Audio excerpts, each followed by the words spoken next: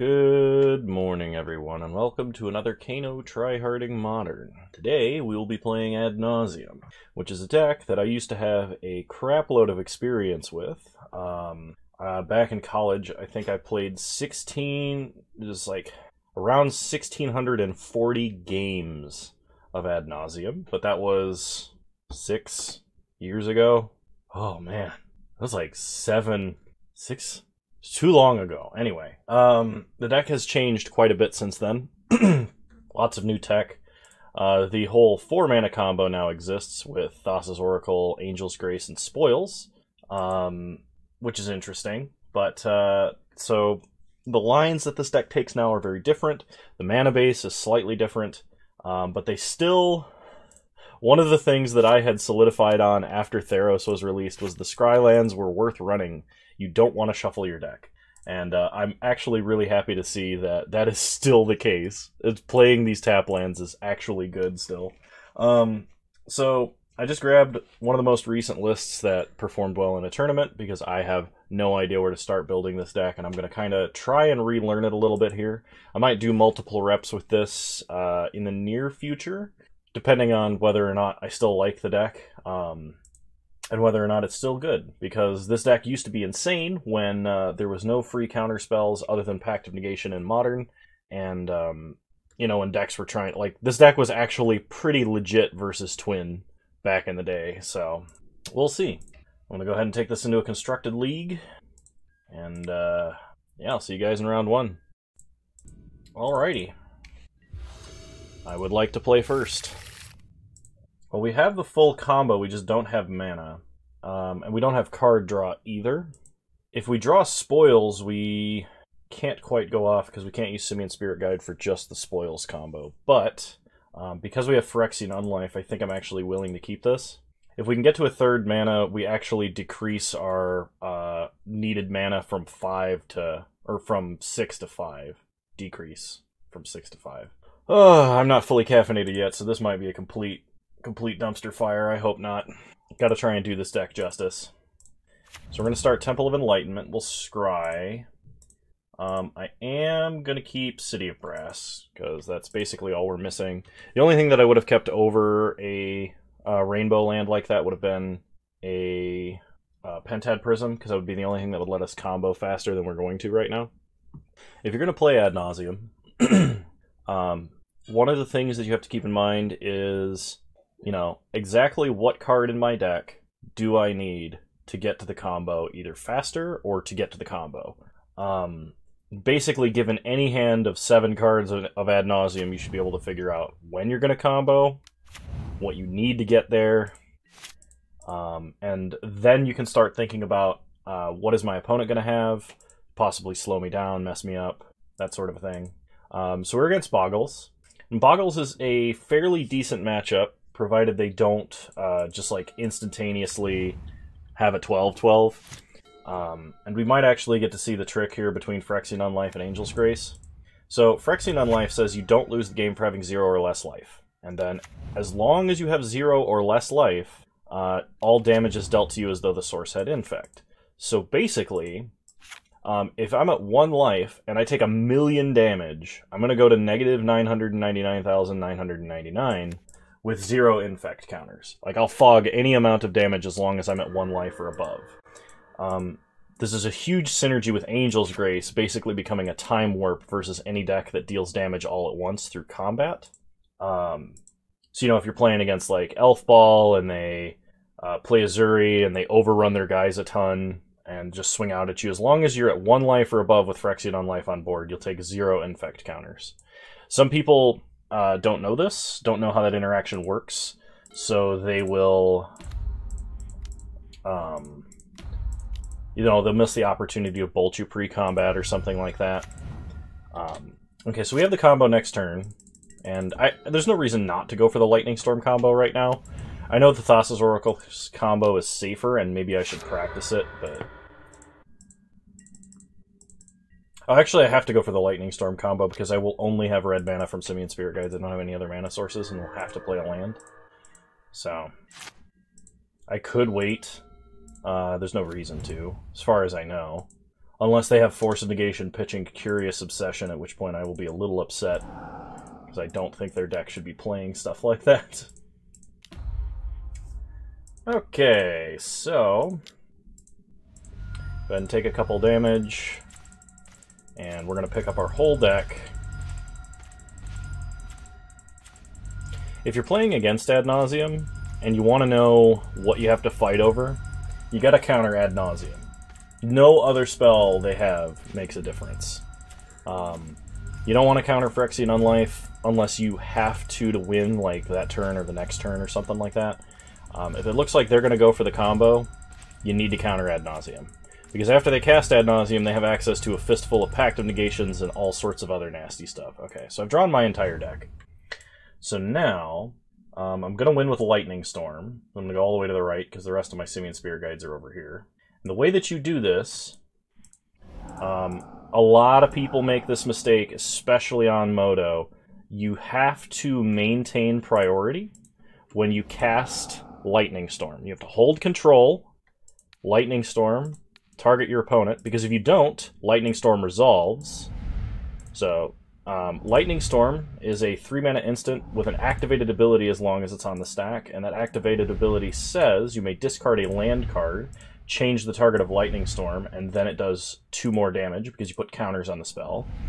It does 3 damage at its base, so it's 3, 5, 7, 9, 11, 13, 15, 17, 19, 21, and then 23. Okay, cool. So, one thing that you have to be aware of if you're playing against Boggles specifically is that they can gain life, and we only play 20 lands, so 20 minus X, where X is the number of lands you've controlled, times 2 plus 3 is the maximum amount of damage that your deck can do. So if they gain above that threshold, you can't win with Lightning Storm, you have to win with Thassa's Oracle, and you need to adjust your combo plan accordingly. So I probably am going to bring in Wear and Tear here. I don't think it's super necessary. I'm going to cut Sleight of Hand for it. I'm not a huge fan of Spoils of the Vault, or I wasn't. But now that we have an additional, only 4-mana combo, white, black, 2 blue, to combo off, I understand why you have to run it now. But I was never a fan of this card, even as ridiculously powerful as it was. And sometimes you'll have to Hail Mary Spoils for a card you don't have and need, and you have to hope you don't exile all your win conditions. And I've watched that burn so many people.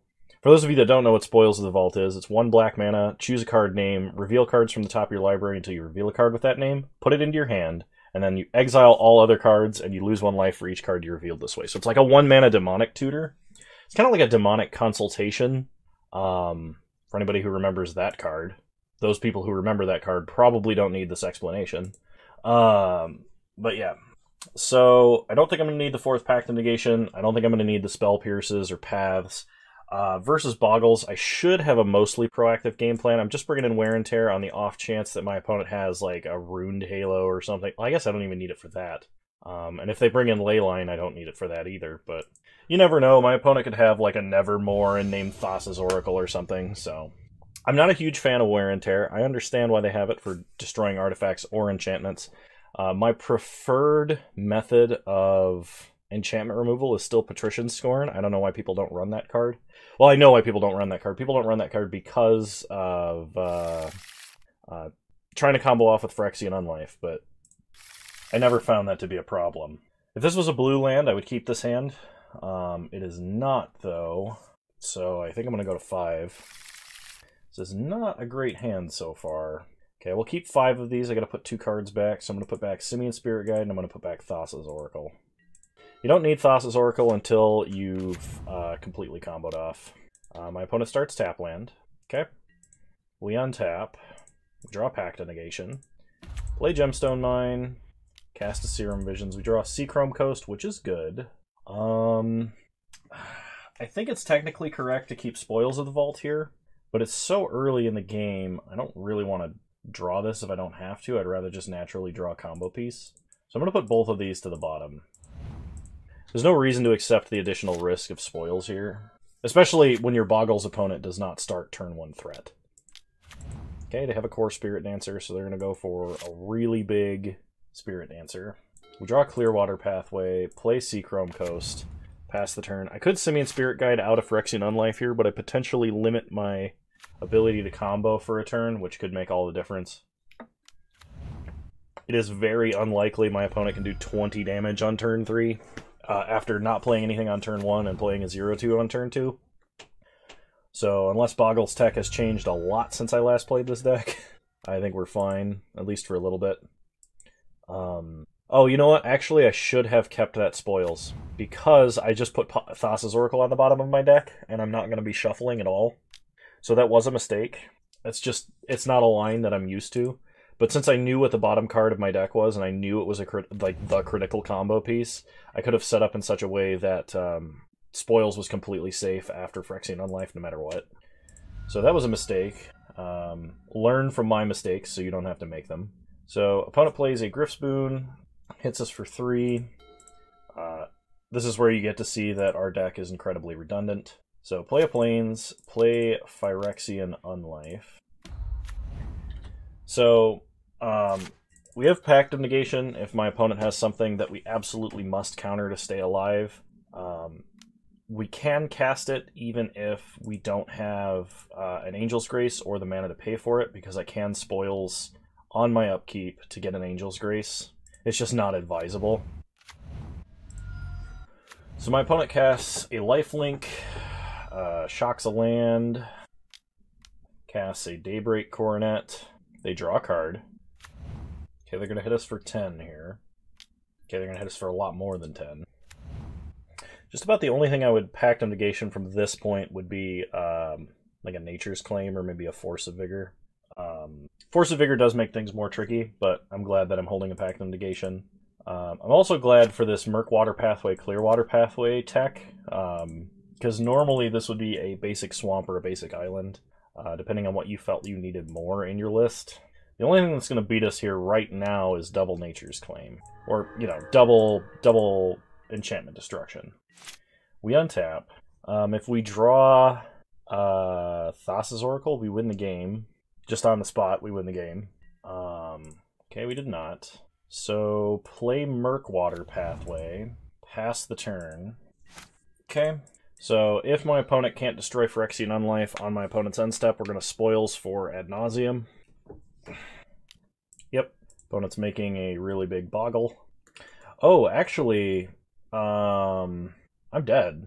No, I'm not. My opponent just made a huge error. If they had attacked like this, without giving the Boggle first strike, we would have started taking infect damage, because they would have first striked us below 3, or below 0, and then dealt a bunch of damage, but they just gave their other creature first strike, so we're actually in the clear because the damage is dealt all at once. Yeah, that was an enormous punt, but my opponent doesn't know. If they had just put Ethereal Armor here and put that Hyena Umbra on the Spirit Dancer, and just gone taller, that would have been pretty close to lethal, if not lethal, so... But because these both have first strike, they both deal damage at the same time, which means as far as Phyrexian Unlife is concerned, we did not take damage at 0 or less life. So we go to negative 19, and we have to combo off next turn is how this works. So we'll go ahead and cast Spoils. We'll go with Ad Nauseam. We only exiled 4 cards. Okay. Opponent, if they have a Nature's Claim, they're going to cast it here. Okay, did not. We untap. We draw a Pentad Prism. So, play a Plains. You have to be careful not to use your lands in a situation like this, because we're going to be winning with Thassa's Oracle, since our opponent has too much life. So, exile Spirit Guide. Use that mana for Ad Nauseam. Black, black, white, white. Cast Ad Nauseam. Okay. Draw our whole deck. Opponent does not appear to have Enchantment Destruction, so I think we're in the clear. And basically, we're going to exile a Spirit Guide, cast Pentad Prism to filter into the colors we want to filter into, and then cast Thassa's Oracle, while holding triple Pact of Negation, so this game's over. Like, the only thing that would beat us is, like, Simian Spirit Guide Krosan Grip, which is not something I anticipate my opponent has.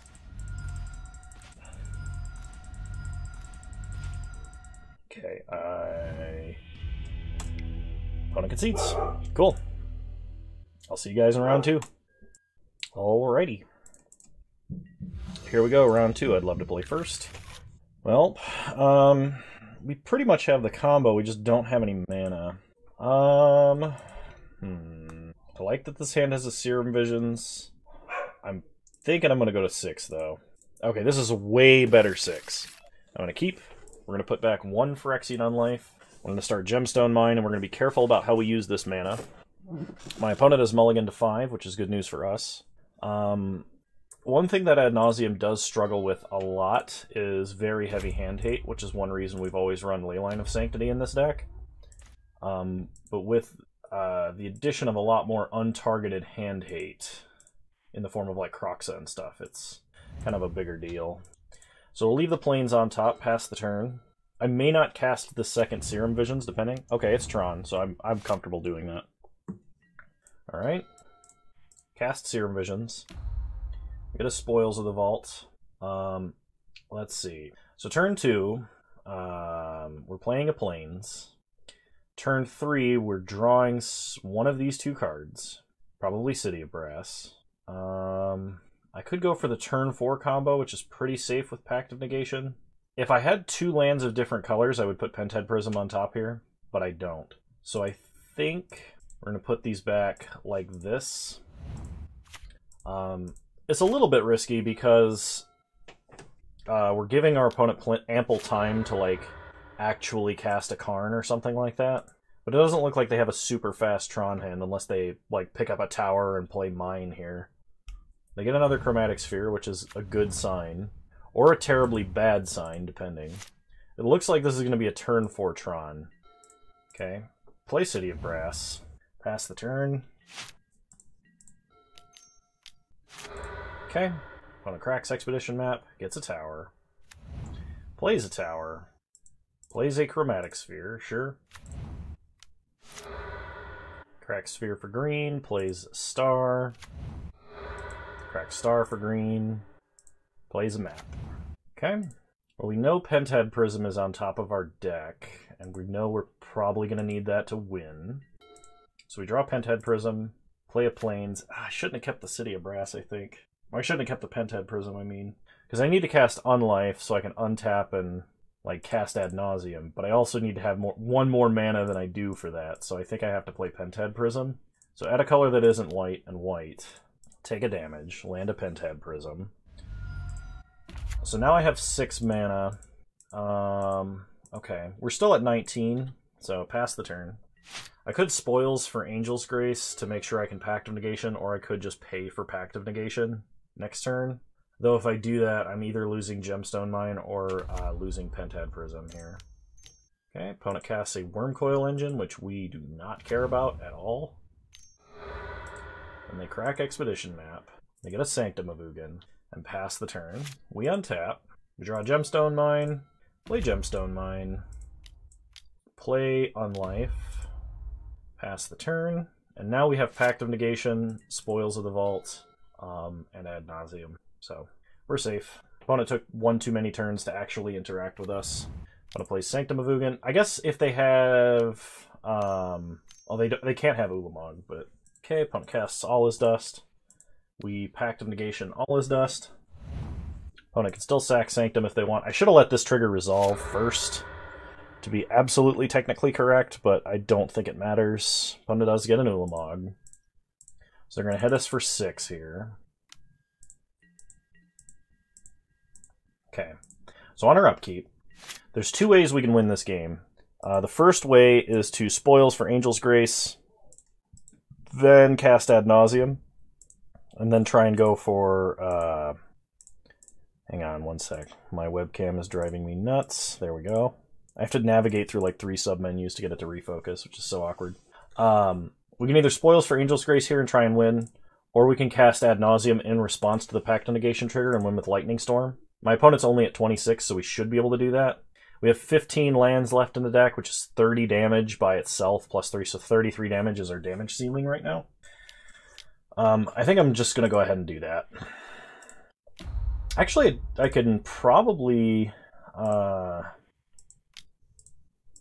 can just Angel's Grace as well. Okay, take a damage. Draw my whole deck. Yeah, I can still win with Thassa's Oracle, because I haven't played a land yet.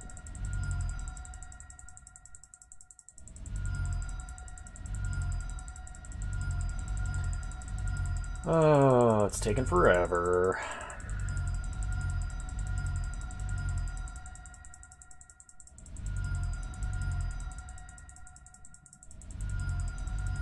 I'm going to win with Thassa's Oracle, because I don't normally win that way. So here's hoping I don't punt. Okay, we've drawn our whole deck. So now we Angel's Grace. Okay, we don't pay. We go to our main phase. Play a Clearwater Pathway. Then cast Thassa's Oracle. Cool. Okay, versus Tron. Tron can have stuff like Damping Sphere or Trinisphere.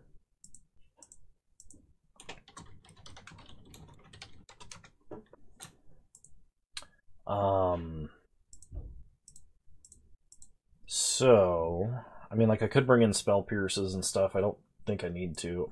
I'm just going to bring in Wear and Tear again. In case we have to destroy a random artifact hate piece on the way to Tron. Yeah. We should have a very good matchup versus Tron. It's gotten worse since they printed Karn Great Creator because all of our fast mana is artifact mana. But as long as my opponent does not have turn 3 Tron into Karn Trinisphere without us having like Pact of Negation Angel's Grace backup, we're fine. Should be, in theory. Asterisk. Kano's knowledge is out of date. Okay, lots of mana, no combo, no interaction. I think game 1 versus anything, like even an unknown opponent, I would keep this hand. Knowing what my opponent is probably going to have, this may not work. This hand is actually really good versus just like Karn Liberated or Ugin or All Is Dust. It's really bad versus Karn Great Creator, like unbelievably bad. I guess we are on the draw. We have 2 Serum Visions. Let's go. We're going to try it. We'll just kind of hope our opponent does not have Karn Great Creator. Opponent did mulligan to 6. They do start Land Star, which is not Land Map, thankfully. We're going to start City of Brass and cast Serum Visions. If you have cantrips and you have Lotus Bloom, always suspend Lotus Bloom after you cast Serum Visions. And the reason for that... Okay, double spoils is kind of nice. It basically guarantees that we get the combo, but I think with the other Serum Visions I'm going to wait. And the reason that you do this is because you don't want your opponent to know you kept it in your opening hand. You want your opponent to think you drew it. So double suspend Lotus Bloom. This may be too slow to interact with my opponent this game if they have the Karn Great Creator plan. That's a Sylvan Scrying, so we may have to kind of hope we draw Angel's Grace or Pact of Negation, and then spoils for the other piece. Alright. This is awkward. So what we're going to do here... In case my opponent has Karn Liberated and not Karn Great Creator, we are going to play Gemstone Mine. Go white, any color other than white. Play Pentad Prism to ramp up 1 mana and then use 1 of this mana to cast Serum Visions. We draw Angel's Grace. Bottom, bottom. So now, if my opponent casts Karn Great Creator, we spoils for Pact of Negation, and then have to Angel's Grace on our upkeep. There it is. So spoils, and there's a good chance this kills us. If you're spoilsing for a card that you only have 3 of, you're going to dig about 20 cards deep in your deck every time. But we've put a lot of cards to the bottom of our deck this game because we cast 2 Serum Visions, so hopefully it's not too deep. That was only 3 cards deep. We did exile an Ad Nauseam, which is unfortunate. Pact of Negation, Karn Great Creator. The only bad part is now I have to Angel's Grace and have no combo pieces again while my opponent has active Tron. So pass to our turn. And the reason that we had to do that is because we have no mana if that resolves. We're a very Lotus Bloom reliant hand right now. I probably should have used City of Brass there rather than Gemstone Mine. That's kind of a rookie mistake. But I guess I'm using it anyway to cast this other Pentad Prism, so... nope, we're not going to pay for that. We draw Angel's Grace again, which is a really good top deck, because now all we have to do is find Ad Nauseam. Play another Pentad Prism. Just make sure you tap for 2 different colors. Also, if you're playing Ad Nauseam on Moto, one thing that you should know is if you tap City of Brass while you're not paying for a spell, if you didn't click on the spell first, you can't Control Z to undo the City of Brass tap, because City of Brass has a triggered ability when you tap it that prevents you from undoing it because it advances the game state. Mana Confluence does not have this, but Mana Confluence can't be activated if you have 0 or less life. City of Brass can, which makes City of Brass better in Ad Nauseam. Okay, so my opponent is casting and resolving an Ulamog. We basically have this turn to draw Spoils or Ad Nauseam, and if we don't, we lose. So cast Lotus Bloom, cast Lotus Bloom, Spoils or Ad Nauseam, please. Serum Visions, alright. It's a redraw, Serum Visions, we get Thassa's Oracle. Okay, interestingly enough, we may yet survive this. So pass the turn. As long as my opponent doesn't have another Ulamog or another Karn Great Creator, we might yet be able to win. Okay, so opponent plays Chromatic Sphere. They crack Sphere for green. They're going to wilt one of our Lotus Blooms, okay. And then they play Karn Liberated. Alright, so in this case, we're not going to win, probably. Opponent down ticks on our other Lotus Bloom, just add white.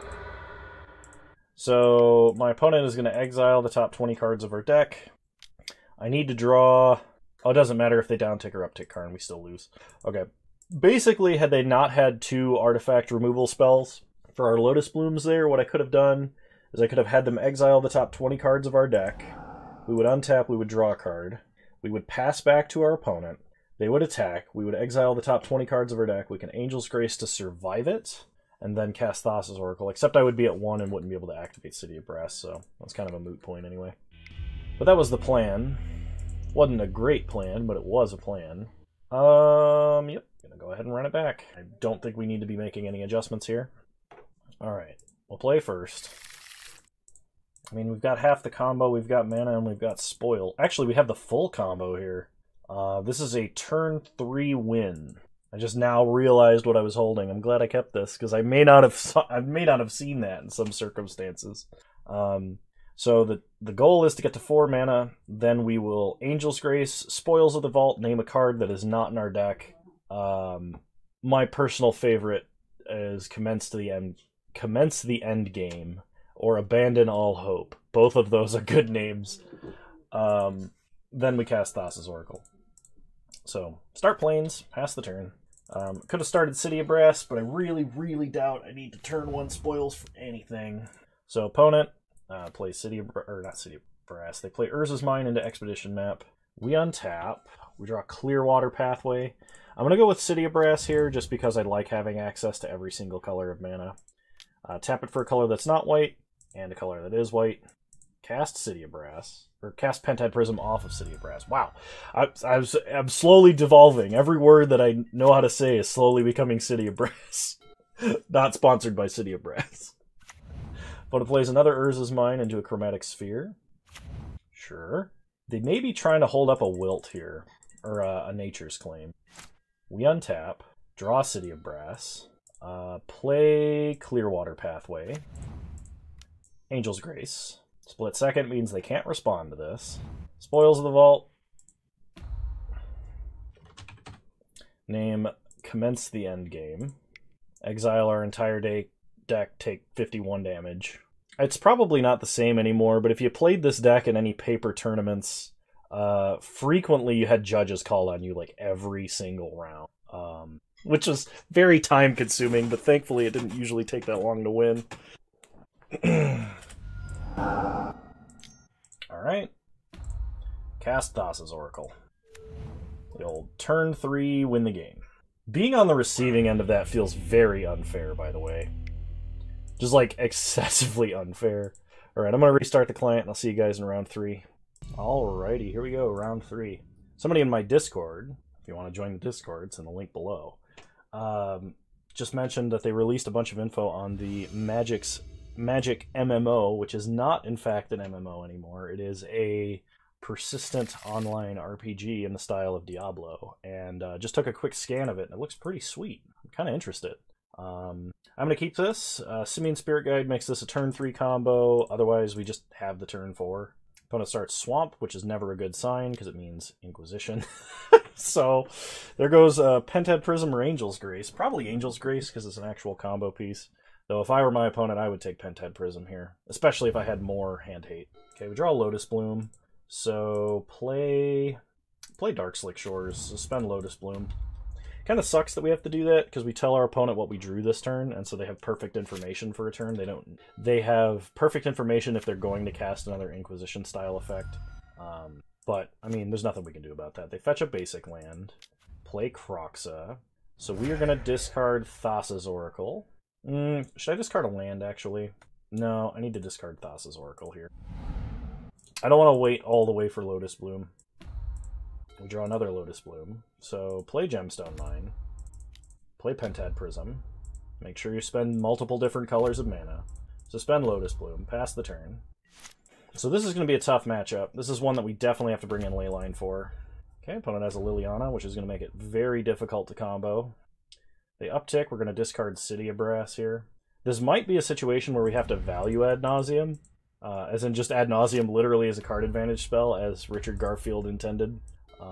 Which is unfortunate. So what I'm going to do is I'm going to play a Plains out here. I'm going to go down to just Ad Nauseam. And in response to Liliana activation, we're going to cast Ad Nauseam because if we can pick up an Angel's Grace and an Ad Nauseam, we can combo off a Lotus Bloom on our upkeep. So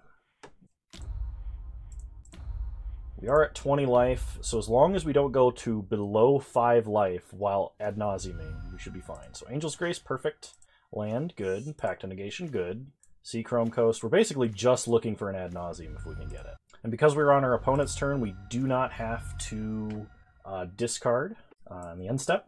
Let me think about this. So we untap, we get to 6 mana with Lotus Bloom. Okay, yeah, I'm still going to try and get to Ad Nauseam.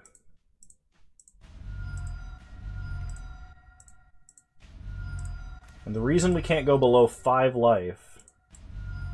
Okay, we cannot Ad Nauseam anymore because we risk flipping Ad Nauseam. So we will not repeat this process. Okay, they make us discard, so we're going to go ahead and discard a Phyrexian Unlife. Okay. Opponent plays a Bloodstained Mire, cracks Bloodstained Mire. Then they play a Seasoned Pyromancer. So they're trying to draw Hand Hate here. If they cast Hand Hate, I will Pact of Negation. Okay, doesn't look like they have it. Hang on a minute. 1, 2, 3, 4, 5, 6, 7, 8, 9. I'm holding 9 lands, which is 18 damage. So unless my opponent is holding 2 lands, we can actually just kill them by casting Lightning Storm. Oh, that's really risky, though. If I top deck a 10th land, that would do it. So opponent is really deep in the tank right now. They're going to Cling to Dust, Thassa's Oracle. What did I say they had to have? 2 lands to beat us? Because we have, let's see, so 3 damage. 5, 7, 9, 11. 5, 7, 9, 11. 13, 15, 17, 19, 21 damage. So 19 damage kills them. We packed this. Because even if my opponent's last card is a land now, they still lose. So we untap, stack the triggers properly, cast Lotus Bloom, hold priority, add red, target our opponent. Okay, 5, 7, 9, 11, 13, 15, 17, 19. Okay, so my opponent just immediately discarded Blood Crypt.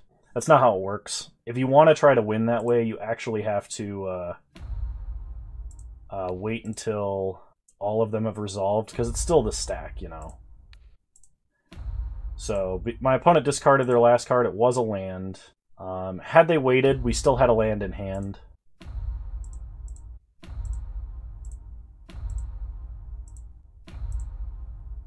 Yep, that's lethal. Cool.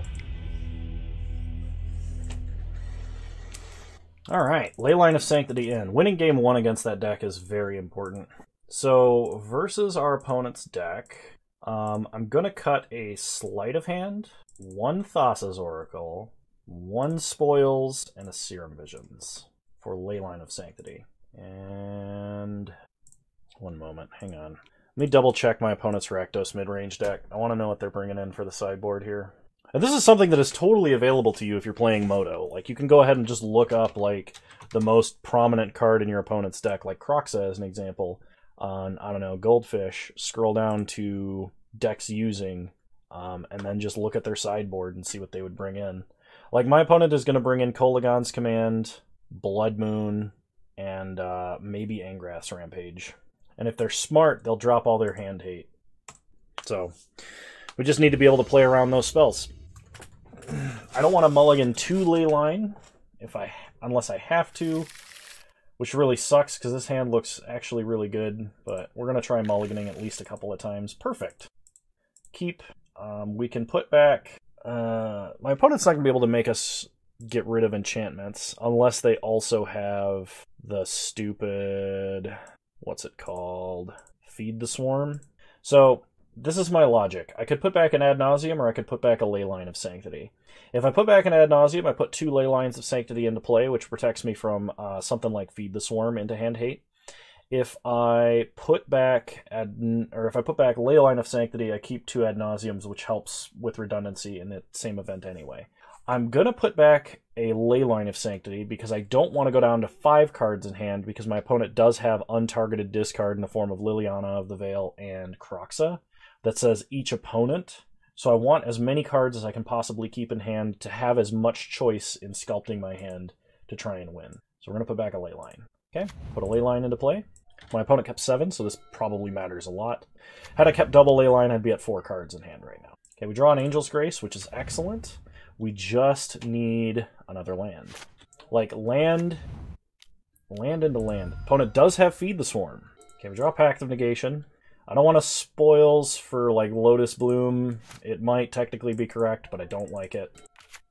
Also kind of sad, because I was looking at... okay, I can Pact of Negation this. But then I have to use Angel's Grace.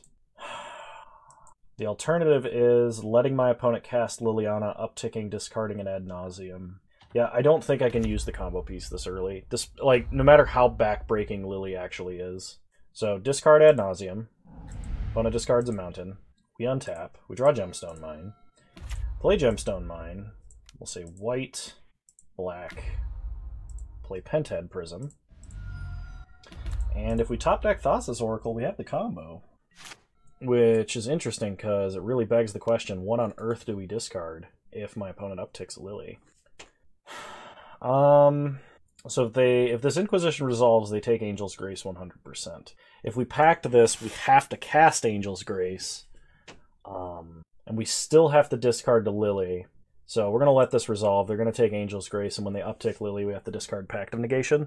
We're basically going to have to do the same thing this game that we did last game, which is cast Ad Nauseam to just draw a bunch of cards and hope that our opponent can't kill us.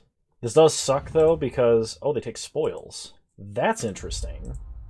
Okay, they're going to make us discard, so we're going to discard Pact of Negation, because we do want to keep the combo in hand. Opponent discards Polluted Delta. Then they're going to duress us. Okay. Well, they're going to take Ad Nauseam here. Yep. So we don't want to draw Ad Nauseam. That's what we don't want to draw. Okay, land is fine.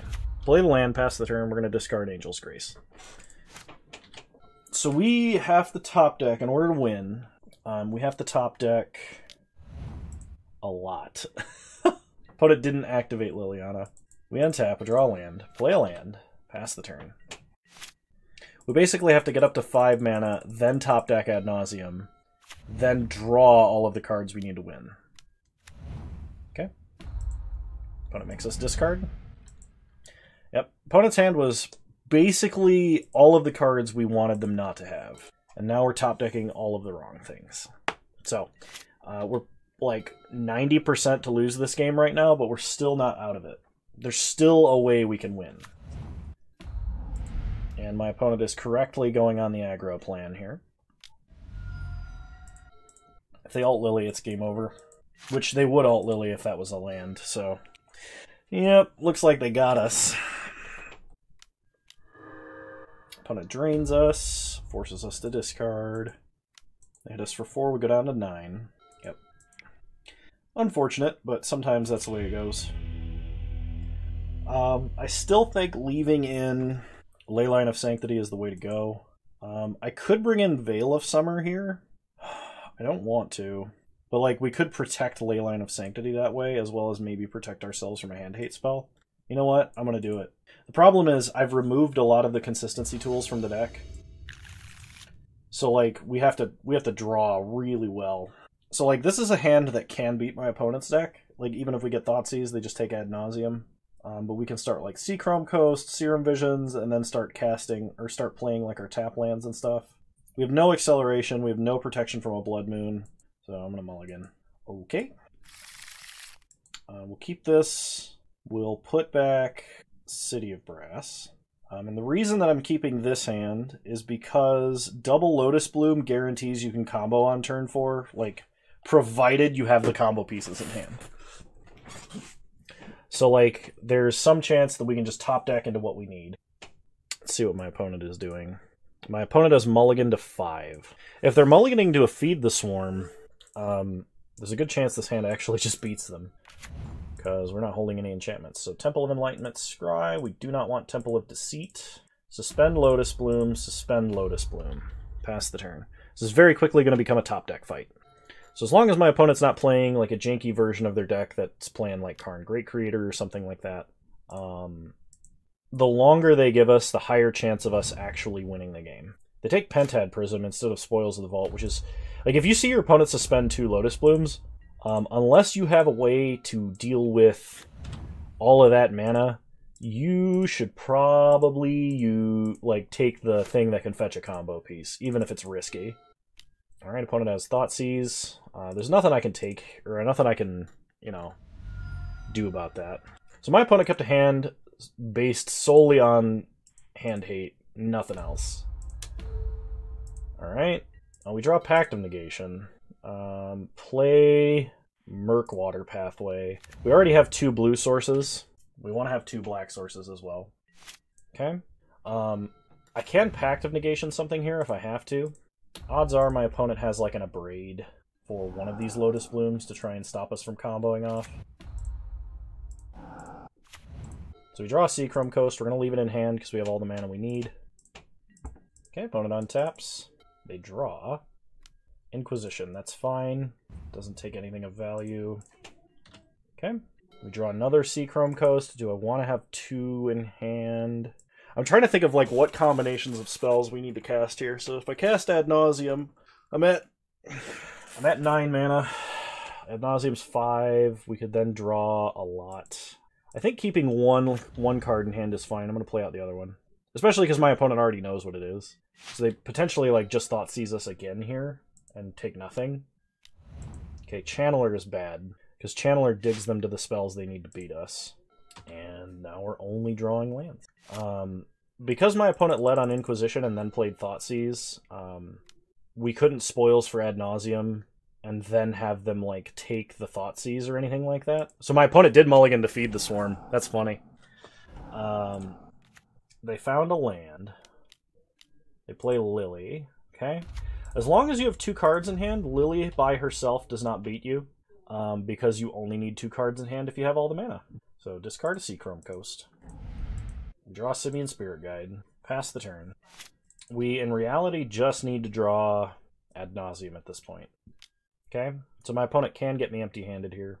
This is a little bit what I was worried about. I was hoping they would just uptick Lily, but... so in order to win from this position, we have to top deck Ad Nauseam, which we haven't seen yet, and we've gotten a number of cards deep in the deck. But the opportunity to do anything with it is waning quickly because we're taking 4 damage a turn. I'm not going to crack Lotus Bloom to cast a Simian Spirit Guide. I'm just going to pass. Okay, opponent attacks, takes us to 12. They play a Polluted Delta into a Seasoned Pyromancer, drawing 2 cards, one of which was... So they dumped Surgical Extraction. That I'm kind of surprised about. They discard Bloodstained Mire. We draw a Leyline. which I guess is a card I could technically cast now, but... Okay, so in order to win, next turn I have to top deck Phyrexian Unlife.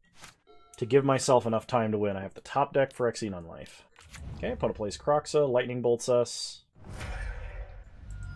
If I were my opponent, I would just activate Lily here.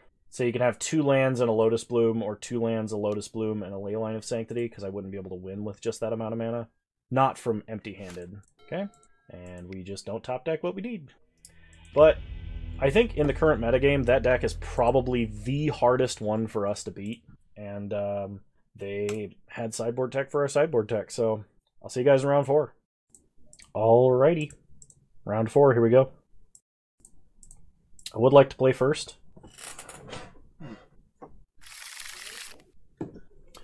Alright, yeah, all we have to draw with this hand is a Phyrexian Unlife or an Angel's Grace, but we are against a Lurrus deck. If it's Hammer Time, we have a slightly better chance just because of... what is it called? Death Shadow plays a lot more hand hate than Hammer Time does. So, start Seachrome Coasts, cast Serum Visions. Okay. We draw Dark Slick Shores. There's an Ad Nauseam and a Spoils of the Vault. I'm going to put both of these cards back. We have more than enough mana to make this work. Okay, it looks like it's Hammer Time. So opponent starts Inkmoth Nexus, Mishra's Bauble. They're going to look at the top card of our deck. It's going to be Spoils of the Vault. Next turn we can play Dark Slick Shores, cast Pentad Prism. Leave up Spoils for like an Angel's Grace. Okay. So they crack Bauble. They had nothing else to play that turn. Play Dark Slick. Play Pentad Prism. Pass the turn. If Lotus Bloom comes off Suspend, we have enough mana to win on the spot. Okay, opponent plays Stoneforge Mystic. They are going to search for Colossus Hammer, of course. I would be very surprised if they didn't. Okay. They get a Colossus Hammer.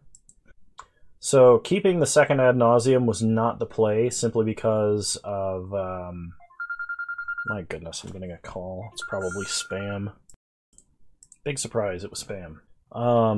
So keeping the second Ad Nauseam was actually a mistake, because my opponent is not a hand-hate heavy deck. Next turn, we have a maximum of 5 mana, which is 2 less than we would need to win with, like, Spoils, Angel's Grace kind of a deal. So we're going to untap, we're going to draw Ad Nauseam, because that theoretically decreases the damage we would take if we had the Spoils for Angel's Grace. If I had another untapped land, in response to making a lethal attacker, I could Ad Nauseam using Spirit Guide and get probably actually draw Angel's Grace, and then untap and Lotus Bloom my way to victory, but... Okay, so we draw the other Ad Nauseam. Play Temple of Enlightenment, we scry. If it's Phyrexian Unlife on top of my deck... Oh shoot, hang on a sec, I gotta actually check this deck list. Let's see. Okay, we do play 4 Phyrexian Unlifes. I could actually post this scry... Spoils of the Vault for Phyrexian Unlife, and if there's one in the top 20 cards of my deck, I'm guaranteed to survive. The only problem with that is if my opponent can animate Inkmoth and attach a Colossus Hammer, which I don't think they can, but if they had Sigarda's Aid, Land, Paradise Mantle, and Colossus Hammer, they could. It would just save me from having to, like, Spoils for and then blow an Angel's Grace. Top card of my deck is a Pentad Prism, so that's going to the bottom. You know what? I think I'm going to go for it. Spoils of the Vault. Phyrexian Unlife. Let's hope we don't get completely... Yeah. Alright, we got completely bricked by that. Our first of 4 Phyrexian Unlifes was 28 cards deep in the deck. Yeah. You know, had it been 19 cards deep in the deck, we still could have won, even had we exiled like all of these cards, because... we still would have had a Thassa's Oracle left. Well, that's unfortunate, but sometimes it's how it works. Okay, so versus Hammer Time, I think what we need is the Paths and the Slaughter Pact. I'm going to go down to 1 Pact of Negation I'm going to drop one Thassa's Oracle, and I'm going to drop a Sleight of Hand. We're going to try like this. Bringing in Wear and Tear is probably worth it. I should have looked at a recent list. My opponent's probably going to be playing Thoughtseize, Disenchant, and Inquisition. Alright, we'll play first. Yeah, but basically, unless you're playing Pure Intentions, which I don't think is even a card I have, but I just remembered this. Unless you're playing this card, you are not going to beat Liliana of the Veil most of the time. So, because this lets you keep an extra card in hand. You might want to pause the video that I was talking about. We are going to keep this. We have Phyrexian Unlife, which makes spoils a lot safer. The only problem with this is now post-board, my opponent is going to have potentially a Disenchant for our Phyrexian Unlife, or they could have an Inquisition, at which point they would probably take Phyrexian Unlife unless they took Pentad Prism or Spirit Guide. Generally, when you Thoughtseize an Ad Nauseam player, taking combo pieces is better than taking consistency tools or mana, but there are edge cases where that is not the case. So my opponent starts Silent Clearing Thoughtseize. Okay. If I were my opponent, I would probably take Unlife. They take Spoils.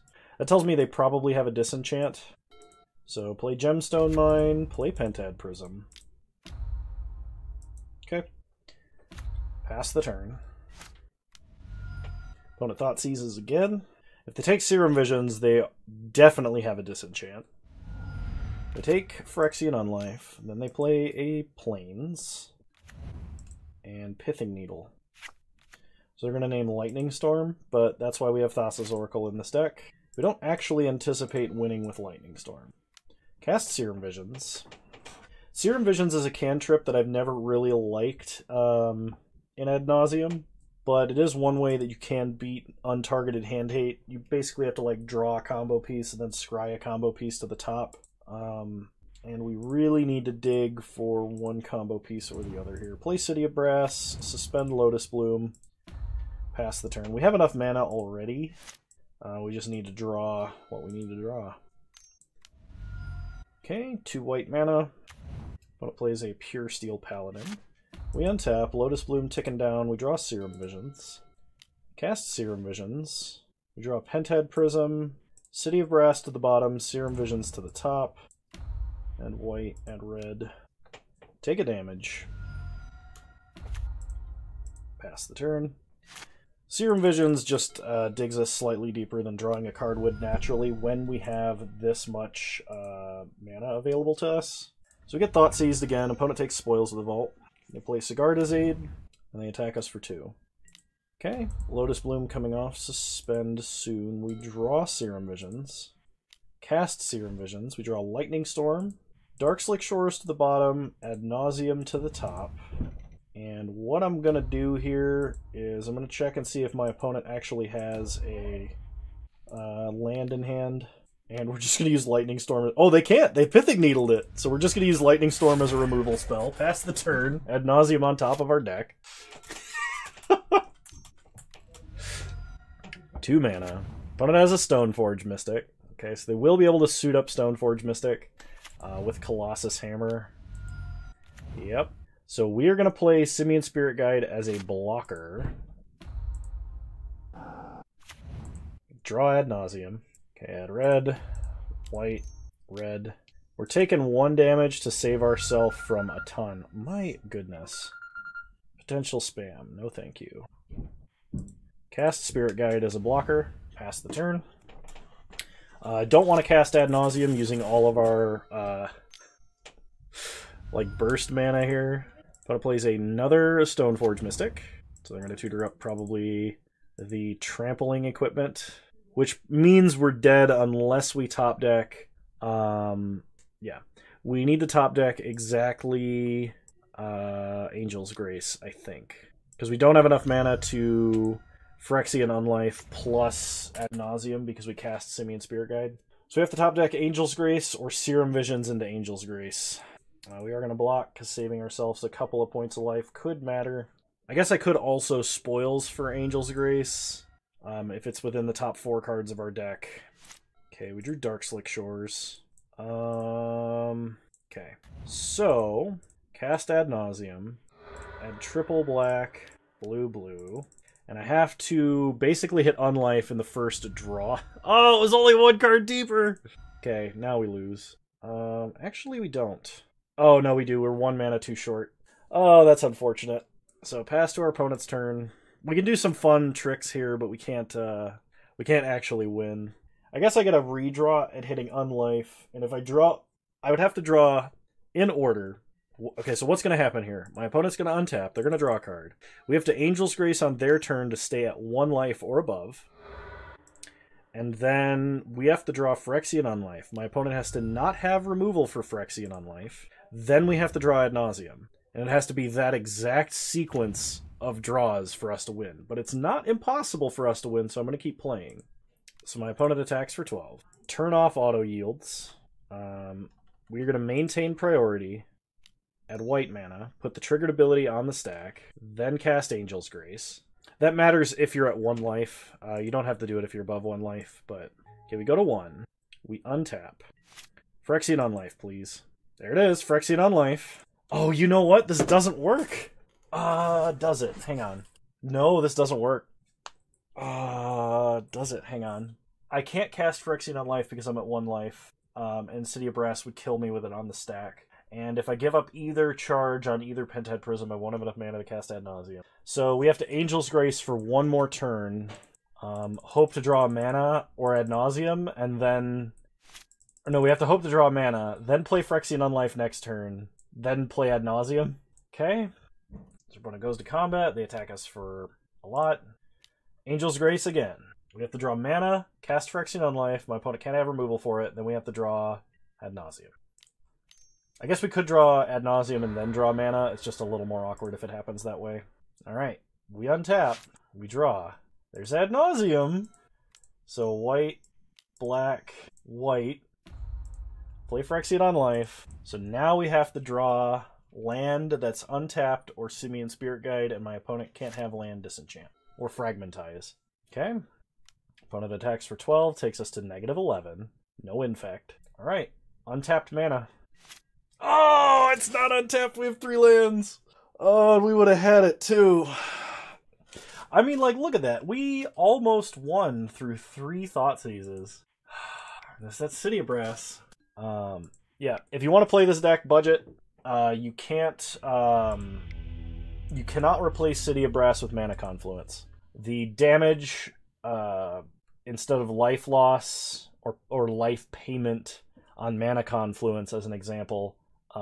Which I think actually Mana Confluence is now more expensive, so maybe this isn't relevant anymore, but there was a time where Mana Confluence was not as expensive as City of Brass.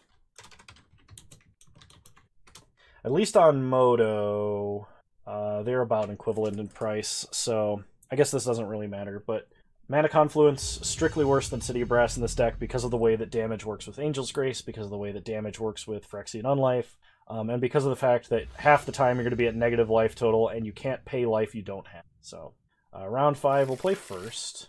Well, we're holding Lightning Storm, but we have Spoils, we have Ramp, and we have a couple of cantrips. I'm actually going to keep this.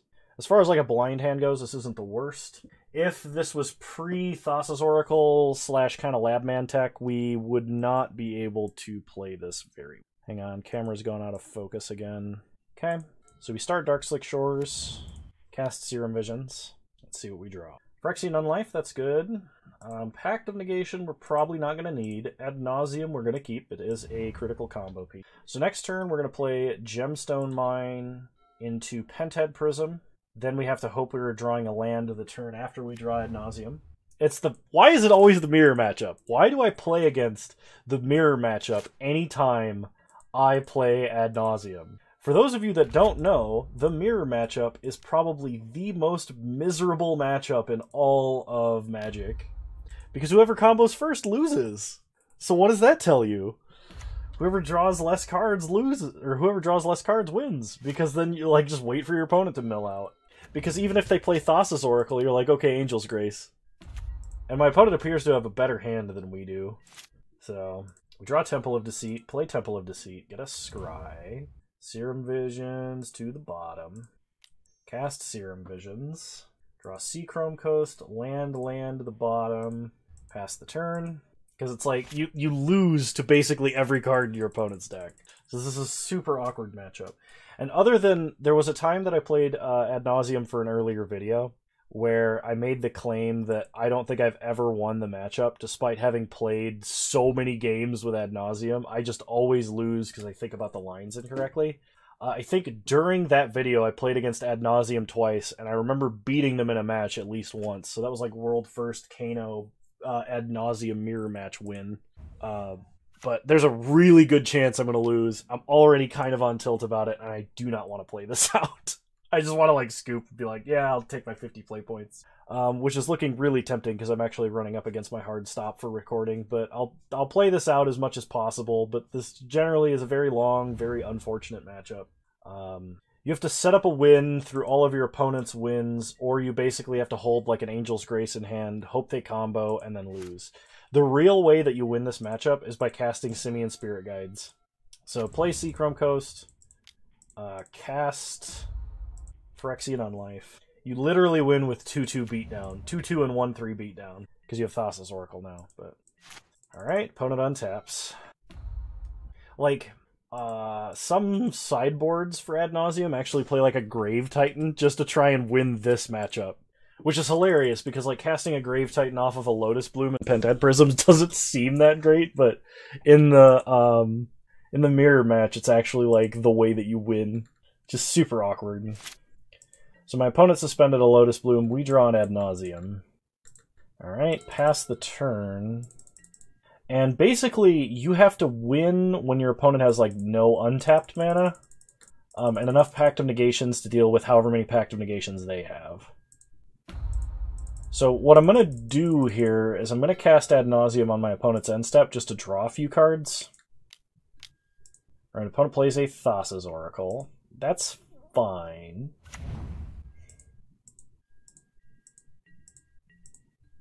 So we're going to cast Ad Nauseam and see what they do.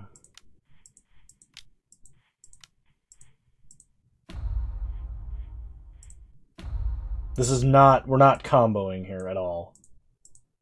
Because my opponent could have an Angel's Grace and then we would just lose. So draw a card, draw a card. We just want to have enough cards that we know we can at least counter our opponent if they try and win.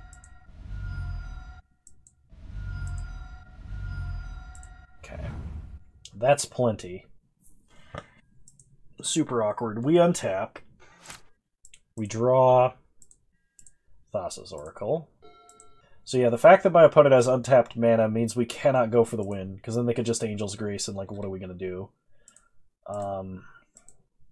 So play a plane, so we have an untapped white source. Cast Simian Spirit Guide.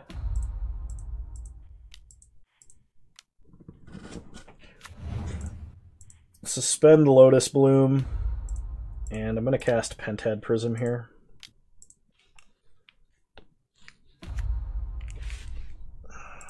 Alright, pass the turn. We are going to discard land, spoils, second unlife. Okay. So my opponent's Lotus Bloom is coming off suspend soon. They play their own Phyrexian Unlife, which is a spell that doesn't matter. Like, if they don't have Angel's Grace, we could just Thassa's Oracle and win. And if we played Thoughtseizes, we could win this matchup. But because we don't, that's why we're going to have a tough time. So Lotus Bloom, ticking down, our Lotus Bloom. We'll draw a Sleight of Hand, so cast a Sleight of Hand. Get a Lotus Bloom. Suspend Lotus Bloom. Cast Spirit Guide. So we can start beating down past the turn. Now we have Pact of Negation, double Angel's Grace.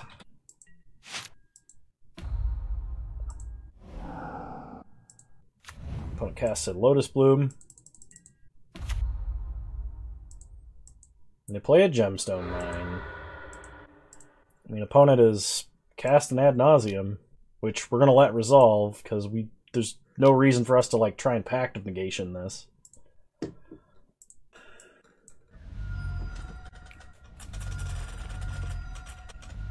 Are they just gonna go for it? It looks like they're just gonna go for it. So, time to demonstrate to our opponent why this is a bad idea.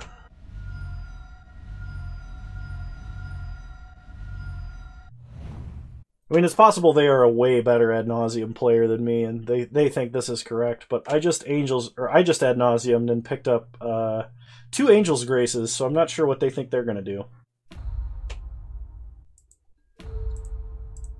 So they cast Angel's Grace, or they cast Thassa's Oracle. I don't think I packed here, I think I just Grace. So my opponent can't win this turn. Thassa's Oracle enters, trigger goes off, nothing happens. Now my opponent has to discard the hand size. They play a Pentad Prism.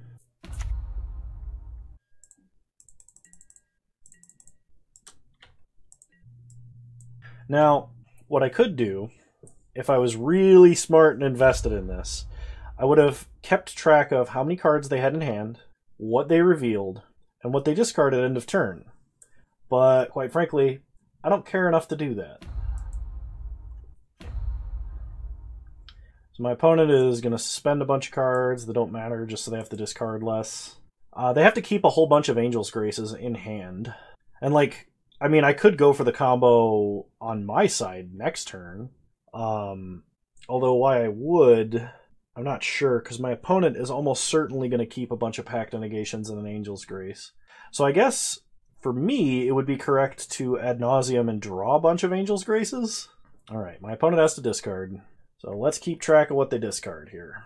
In terms of, they probably are playing 3 Pact of Negations. I dismissed all those revealed cards, so I have no knowledge of that. That was actually a mistake. You should never do that in my position right now. But if you play against people, if you play this matchup online, frequently, at least the last couple of years that I've played this matchup, which is rare, but it has happened, like I said in the other video, I beat somebody for the first time. Your opponent is going to get frustrated, or just like try and combo, and then you beat them. So, I mean, if they want to do it, let them. Alright, my opponent kept 7 cards. And of those 7 cards, they discarded 1 Pact of Negation, all of their spoils, and multiple Angel's Graces. So, okay. So our Lotus Blooms come off suspend. We draw spoils of the vault. And I'm just going to pass. My opponent has to Angel's Grace to stay alive, and then they have to cast Thassa's Oracle to try and win. And when they do that, we Angel's Grace, and it's game over, because they only play 3 Thassa's Oracles at most. Okay. So my opponent starts off Angel's Grace on their upkeep. Lotus Bloom's ticking down. They don't lose to their draw step. Go ahead and cast your Thassa's Oracle. Cool. Now we cast an Angel's Grace. So if my opponent has the 4th Thassa's Oracle, and we don't get, I guess, an Angel's Grace, yeah, that's what I thought. Cool. So, as that demonstrates, Thassa's Oracle, absolutely not the way to win the matchup. You should not try and combo off in this matchup at all. So I'm going to bring in a Grand Abolisher, because in theory I can actually combo off with that. I should bring in Spell Pierces. We're going to drop a Sleight of Hand. Let me think about this intelligently. Pact of Negation's fine, it's just not good against Angel's Grace. That's the only card it's not good against. I don't think it's good to actually try and disrupt my opponent's, like, artifact mana or anything. More, like, the more cards we bring in, the less likely it is we'll combo. If we untap with enough mana to combo and a Grand Abolisher on the field, we can actually win. So we need to make sure we can counter a Grand Abolisher or kill one, I guess. So I'm going to play 61 cards, and I'm going to play with this main deck configuration. I'm going to go down to 1 Pact of Negation, because I don't actually think having a bunch of Pact of Negations is going to matter here. It's going to be about whether or not we can have Grand Abolisher stick to the board and then combo. Because the alternative is cutting, like, I guess a Phyrexian Unlife and keeping 2 pacts, which I'll do this, it's fine. Well, we have a Spell Pierce and a Lotus Bloom and a Spoils. Did my opponent mulligan?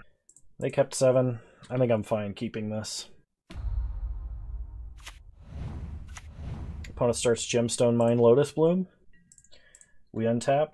We start Gemstone Mine Lotus Bloom. Pass the turn. They untap. Lotus Bloom ticking down. Opponent plays a City of Brass into a Thassa's Oracle. Sure. Getting the 20 turn clock started. They did put a card on top of their library. So we untap. Lotus Bloom ticking down. Draw a Seachrome Coast, play Temple of Enlightenment, Scry. Pentad Prism to the bottom. We have plenty of mana, it's just going to take a while to get it out there. Okay. Lotus Bloom coming off Suspend soon. Next turn. Ours is the turn after. Make it in for 1. Sure. Take it and go to 19. We untap. Lotus Bloom ticking down to 1. We draw Pentad Prism. Play Seachrome Coast. Blue. White. Play Pentad Prism. Pass the turn.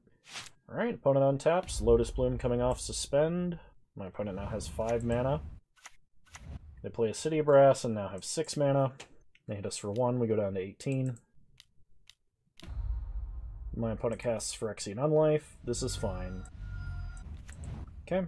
We untap. Our Lotus Bloom comes off Suspend. We draw our own Phyrexian Unlife. I could technically combo here. I think that would be very bad, though. So play Plains. Play Unlife. Leave up Spell Pierce Spoils. Alright. Unlife resolves. And now we just gotta somehow draw Grand Abolisher. Then we can win at our leisure. Hopefully my opponent is not playing the same list with the same tech. Because we don't have a way to deal with that. I brought in Slaughter Pact, but like if my opponent just plays it and then combos, there's not a lot I can do. So they go to combat. They attack us for 1. Oh man, that needed to happen. That probably came through on recording, I'm sorry. It was my neck popping. Alright, we untap. Draw another Spoils. Play Seachrome Coast. Pass the turn. I mean, at this point, I'll probably try Spoils for Adnaz. Opponent untaps. They go to combat. They attack us for 1. We take 1. We go down to 16. Problem is, if I Spoils for Ad Nauseam, I could exile Grand Abolisher, and then that's kind of moot. So I guess we just keep waiting. We only Spoils for things that we have the Spoils for, to potentially just stay alive. I think we have enough mana. I don't need to be playing out more right now. So we'll just pass. And my opponent might be on the 30-turn beatdown right now. Which is just why this matchup is like so miserable. Okay, opponent hits us for 1. I suppose I could Spoils for Grand Abolisher, but the problem is you're spoilsing for a card you only have 1 of, which means it literally could be the last card in my deck and I could just lose. Or, hear me out, we could draw it. So play City of Brass, and there's no time like the present. Play Grand Abolisher. And if this resolves, we win. So my opponent is casting Spoils now. So here's what I'm going to do. Spoils in response. If my opponent has interaction, they have to use theirs now. Okay? So there's a Pact of Negation. Now we Spoils again. Name Ad Nauseam. 12 cards deep. So we go to 2. And I guess as long as we didn't exile both of our Pact of Negations, we can combo here. We did not, but we exiled like all of our Simian Spirit Guides. Cast Ad Nauseam. Okay, we get an Angel's Grace. Serum Visions. Serum Visions. We're going to go pretty deep on this one. Because we haven't used any Angel's Grace yet. So actually, I am going to just try and pick up the entire deck and let Grand Abolisher resolve before I cast a Thassa's Oracle. I may even leave one card in my deck here, depending on what it is. Actually, yes, I'm going to leave one card in my deck so that I have one redraw, potentially, that I don't have to blow an Angel's Grace on. Thassa's Oracle still will win unless my opponent has a removal spell for Thassa's Oracle, but that only works if they don't Angel's Grace in response to Grand Abolisher still this turn. And if Grand Abolisher resolves, then it doesn't matter. Okay, leave one card in our deck. Pact of Negation Spoils. Okay, let's see if Grand Abolisher resolves. Okay, opponent floats white mana. Casts an Angel's Grace. Cool. They take a damage. Grand Abolisher resolves. So now... now I can actually just Lightning Storm them, and then they die to well, no, I can't, because they're at 16. I thought they were at negative 16 for some reason. We can't play a land this turn, so suspend Lotus Bloom. Yes. I actually probably should have left 2 cards in my deck. We're going to discard a bunch of stuff we don't need, which I guess a lot of it is going to be land as well. We're not going to use Lightning Storm to win this game. I think we probably need to keep 1 untapped land if we can. 1, 2, 3, 4, 5, 6, 7. Probably do not need all these Angel's Graces and the Slaughter Pack. I'm going to get rid of 1 Thassa's Oracle. Oh crap, I still have to get rid of a card. I guess it's Spell Pierce. Cool. Your move, opponent. And they cast Pact of Negation, so they have to pay for Pact of Negation too. Alright, opponent untaps. They're going to Angel's Grace. You got it. They don't have to pay for Pact. And if we get to our turn, we just cast Thassa's Oracle and win. And our opponent cannot Angel's Grace on our... We have 1 Pact of Negation and we need to make it count. But my opponent needs like land ad nauseam currently to go off. They need land ad nauseam Pact to get through our Pact. They may have to wait a turn. And we got him! Grand Abolisher, winning the ad nauseam matchup. That's the 2nd or 3rd time I've ever beaten the mirror match after all of my games of ad nauseam. And it's basically only because we had tech to beat that matchup. And we got a little lucky because we definitely top decked it and we had all the tools we needed to win. So let's go ahead and open our treasure chest. I don't have a lot of time to talk about the deck today, so I unfortunately will not be able to. We got Rogrock, Son of Roga, and 35 play points. And Traumatize. Not bad. Alright. Veil of Summer I feel like is a little bit excessive, but protecting your Leyline of Sanctity from Feed the Swarm is getting kind of deep on the sideboard tech, but I suppose it's not bad. Thassa's Oracle is a very good win condition. We did get the 4-mana combo at least one time during this whole league, and I did get to demonstrate that. I feel like I got to show off a lot of the best lines of this deck. The Rakdos mid-range deck feels unwinnable. There's not a lot of ways to actually improve that matchup either, considering that Black now has access to enchantment removal. Generally, Leyline of Sanctity was how you won, and your opponent's only chance at actually beating you before Black had enchantment removal was to play things like Liliana or Necrogen Mists, and you had to discard cards every single turn until you didn't have enough cards in hand to win. But even then, you still had game because you could play Phyrexian on life and then just wait to draw an ad nauseam and win, as long as you didn't discard all your win conditions along the way. I think this deck is still very strong. The more prevalent it is in the metagame, the easier it is to hate out, because you just have to have you have to attack this deck on 2 angles to beat it. Blood Moon by itself is not enough to beat this deck because we have things like Penthead Prism, Lotus Bloom, but Blood Moon plus Karn Great Creator would do it, or Karn Great Creator plus Hand Hate would do it, or that sort of thing. You have to attack this deck on 2 angles. This deck is actually really weak to mill, which is another thing that should be a meta consideration if you want to play this deck. However prevalent mill is you probably shouldn't play this deck if mill is pretty rampant in the metagame. I can't talk today. I don't know what's wrong with me, but yeah, the only thing I would see is I would probably drop a Path to Exile or the Wear and Tear out of the sideboard and instead just leave Echoing Truth, and I would play Patrician's Scorn. Patrician's Scorn can solve a lot of your problems all at once and for no mana. The only thing is this card is difficult to get a hold of in paper because it was only in Future Sight, so maybe with Time Spiral Remastered we'll get more printings of it. Yeah. Anyway, that's enough rambling from me. I'm glad we got a treasure chest this time. And I hope you guys enjoyed this video. If you did, please leave a like, drop a comment, subscribe to the channel if you're so inclined, and remember you can follow me on Twitch. Same username over there as you find me on here. I stream Wednesdays at 6 p.m. Mountain Time, 8 p.m. Eastern Standard Time, though the last few have been earlier. And yeah, hope you guys enjoyed. I'll see you guys next time. Thanks for watching. You're all wonderful human beings. Bye!